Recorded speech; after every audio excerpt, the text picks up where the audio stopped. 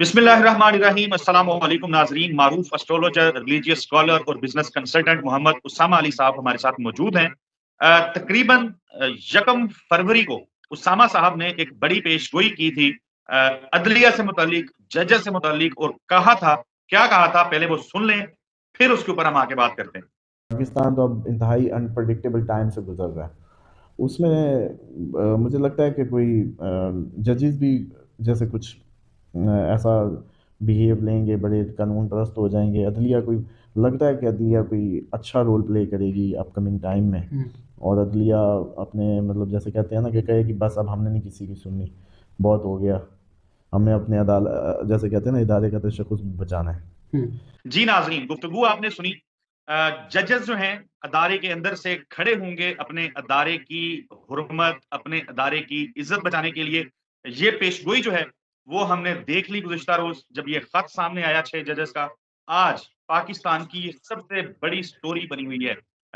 जजेस तो स्टैंड ले लिया, जजेस ने खत लिख दिया।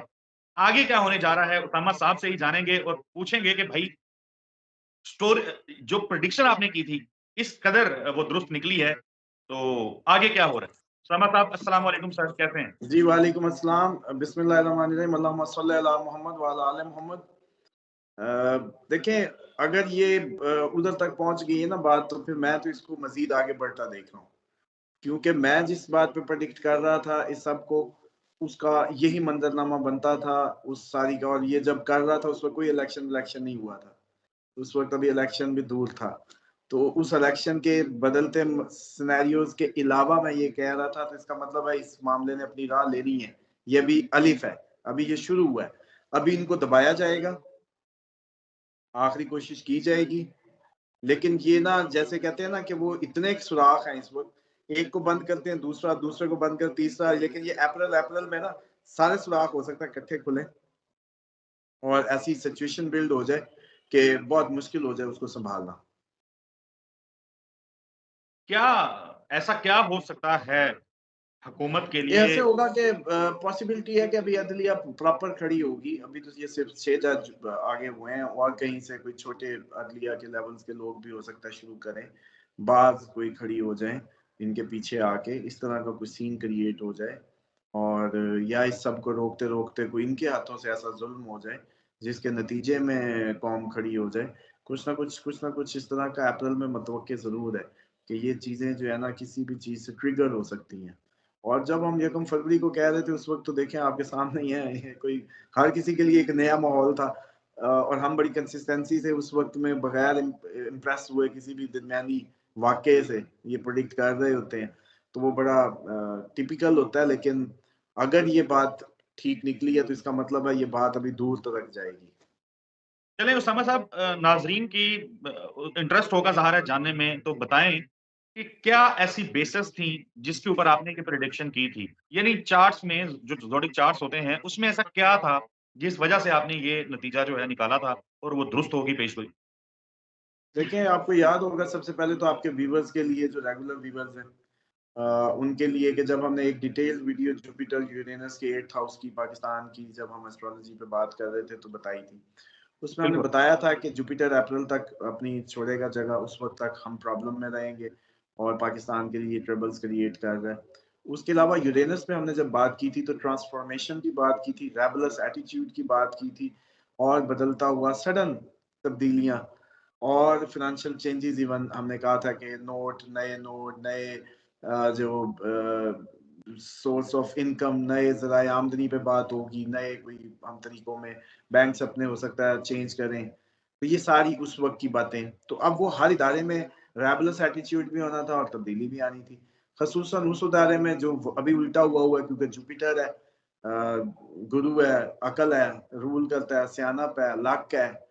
तो हुँ। ये भी जो हमारी बैड लक थी, ये अगर उस पिराए में देखा जाए तो अप्रैल के बाद अचानक लक में भी बदलती है।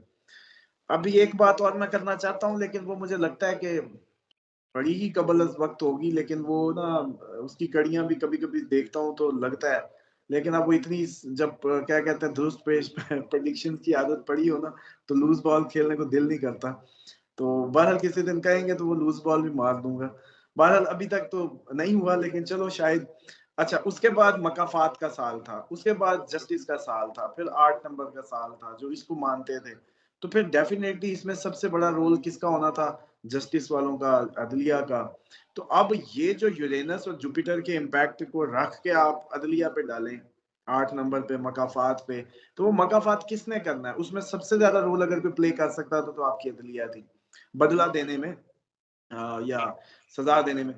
तो ये इस तरीके से जब इसका हमने ग्राइंडर करके वो बनाया ना, तो यही नक्शा बनता था कि जज खड़े हो जाएँगे और इनके पीछे भी अभी कुछ लोग जो है खड़े हो जाएँगे, तो वो इसलिए मैं ऐसे नक्शा उसका बना रहा था, तो वो हो गया। उसामा साहब, आपने कहा कि अप्रैल के बाद जो है वो लक यानी काम करना शुरू होगी और बेहतरी आना शुरू होगी।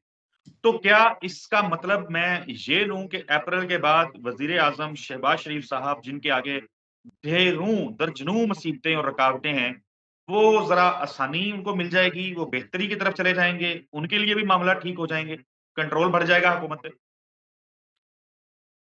देखिए, आसानी सिर्फ़ खाली घर में बैठने से होती है बस। इस टाइम पाकिस्तान में आसानी सिर्फ़ उसी के लिए है, जो हमारी तरह बस घर बैठा रहे। तो हाँ, ये आसानी जो है पॉसिबल है कि अप्रैल को ऐसे गुल खिला दें कि शहबाज़ शरीफ साहब बिल्कुल ही राम हो जाएँ, चिल मारें, तो क्या मुश्किल है? क्योंकि देखिए करवट तो है अप्रैल में कोई। अप्रैल में कोई एक्सट्रीम पे तो मामलात जाने हैं। तो देखिए अब ये क्या गुल खिलाता है, बात कहाँ तक जाएगी उस पे डिपेंड करेगा। लेकिन ये अपकमिंग टाइम पे जो है ना, ये मामलात अपनी पीक को टच करने वाले हैं अप्रैल में। ये मुझे लगता है बस माह रमज़ान की बरकतें हैं, जितने दिन हैं, ये बड़ा ही कवर कर गई, यकीन करें। बड़ा कवर कर गई है मामले को।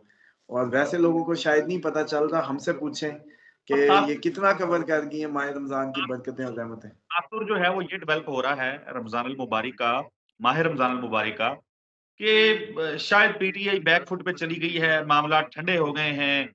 जिन मामलात को उठाना था उसको पीटीआई ने उठाया नहीं है और जब खबरें ज़ाहिर है खबर ढूँढी जाती है, पीटीआई से बात की जाती है, उनके लोगों से बात की जाती है, तो उसामा साहब वो बताते हैं पीटीआई वाले कि आप सब्र करें, ईद गुज़रने दें, हर रोज़ हम 3-3 पेंडोरा बॉक्स खोलेंगे। तो उनके दावे अपनी जगह पे, सितारों का हाल अपनी जगह पे और शहबाज़ शरीफ साहब की आसानियाँ अपनी जगह पे। मामलात अदलिया की अगर बात की जाए, इस खत की बात की जाए, जजेस की बात की जाए, तो ओवरऑल इसके ऊपर कोई बड़ा एक्शन होता नज़र आ रहा है आपको? हाँ, ये जो है क्लास का मॉनिटर है, ये इसका चांसेस है कि ये रिज़ाइन देना पड़े इसको, ऐसे हालात बन जाएँ और ये मुद्दत पूरी ना कर पाए। क्लास का मॉनिटर, ओके। पाकिस्तान तहरीक-ए-इंसाफ ने ऐलान किया है कि वो इस मामले के ऊपर 6 जजेस के खतूत जो हैं, बल्कि 7 जजेस हैं। 7वें जज मियाँ गुल हसन औरंगज़ेब साहब हैं, उन्होंने खत में साइन नहीं है उनके, लेकिन इससे पहले जब नोट लिखा गया था चीफ जस्टिस को, तो उनके साइन उस नोट के ऊपर कहते हैं कि मौजूद थे। वो इन 6 जजेस की राय के हामी हैं और बड़ा अहम वो केस भी सुन रहे हैं साइफर के हवाले से। Chief justice Islamabad high court justice Aamir Farooq के साथ उस बेंच का हिस्सा हैं, जो साइफर का केस सुन रहा है, जो इस कंट्रोवर्सी के अंदर बहरहाल वो फिलहाल मौजूद नहीं है। लतीफ़ खोसा साहब कहते हैं कि अदलिया तहरीक का ऐलान हम कर रहे हैं और अदलिया तहरीक शुरू होगी। कुछ लोगों ने बड़ी इंटरेस्टिंग गपशप हो रही थी किसी से, तो उस उन्होंने ये कहा कि भाई ये अदलिया तहरीक नहीं है, ये कोई वकला तहरीक नहीं है, ये जजेस तहरीक शुरू हो रही है। तो आप अब वकला तहरीक लतीफ़ खोसा वाली समझ लें और उन भाई साहब ने जो कहा था कि जजेस की तहरीक, उनकी बात ज़हन में रखें। तो आपको तहरीक-वहरीक प्रॉपर बनती नक्शा नज़र आ रहा है। हाँ जी, ये इनको बुलडोज़ करेंगे। बुलडोज़ करके इस तरीके का पैनिक क्रिएट कर देंगे, ये चांसेस हैं। जो मैं जब जब मैं नक्शा इसका खींच रहा था अप्रैल में, मैं कहता था कि जजेस के पीछे फिर वकला खड़े हो जाएँगे। तो ऐसी सूरत-ए-हाल बन सकती है और इसीलिए मैंने इसी बिहाफ़ पे कहा है कि मॉनिटर को इस्तीफ़ा देना पड़ जाए। वो इसी के नतीजे में होगा। इसी के नतीजे में होगा। क्योंकि आज प्रेशर-व्रेशर नहीं उठा सकते, प्रेशर-व्रेशर जो है ना उठाना इनका काम नहीं है। ये बस ऐसे ही सारे जैसे कहते हैं ना बटनों जैसी आँखें वो मेरे मुँह से सुनते भी ये इकट्ठी हो गई हैं सारी। तो ये समझ रहे हैं कि भाई अ, चिड़िया चिड़ियाघर का मंज़र मेरे ज़हन में आ गया। तो माइंड करते हैं तो करें, अच्छी बात है। इसमें कोई माज़रत की बात नहीं है। बिल्कुल मैं समझता हूँ कि कौम जितना इरिटेट है या जो भी मतलब उसमें आके कोई भी जब आप कुछ भी कर सकते हैं मतलब माशाल्लाह इस मुल्क ने आपको आज़ादी दी है कुछ भी किसी को भी करने की। असद साहब को आज़ादी है, उसामा को भी है, तो हम भी जो दिल करे कमेंट कर सकते हैं। तो बहरहाल असल बात ये है कि ये जो सिचुएशन है, ये मजबूर कर देगी मॉनिटर को कि मैं उसको इस्तीफ़ा देना पड़े, ऐसा सीन बन सकता है।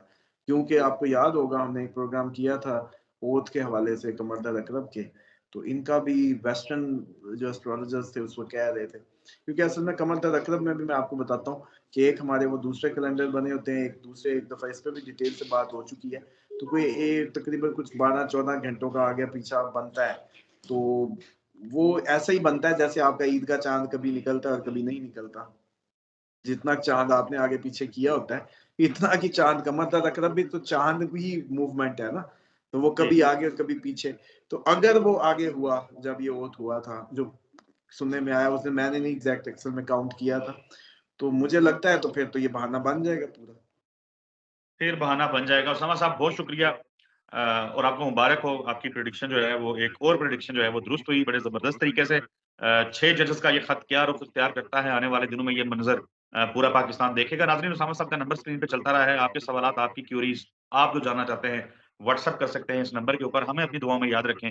अगली वीडियो में आपसे मुलाकात होगी। अल्लाह हाफ़िज़।